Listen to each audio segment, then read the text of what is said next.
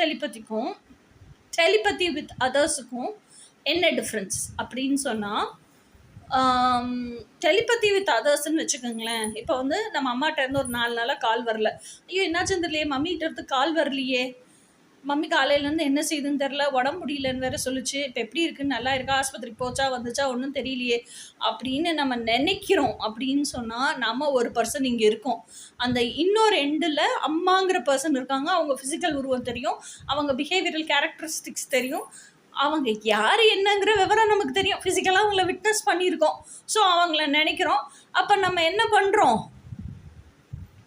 So அந்த person, particular பர்சனை நினச்சி நம்ம திங்க் பண்ணுறோம். ஸோ அந்த நினைவலைகள்லாம் அந்த பர்சனுக்கு ட்ராவல் பண்ணி போய் அந்த பர்சன் நம்மளுக்கு ரெஸ்பாண்ட் பண்ணுறாங்க, நமக்கு ஃபோன் பண்ணுறாங்களோ டெக்ஸ்ட் பண்ணுறாங்களோ ஏதோ ஒன்று பண்ணுறாங்க. ஓகே, ஸோ கம்யூனிகேஷன் நடக்குது.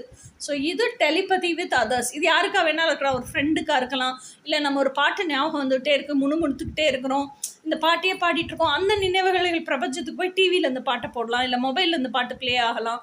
ஓகே, ஸோ இதெல்லாம் டெலிபதி வித் அதர்ஸ்.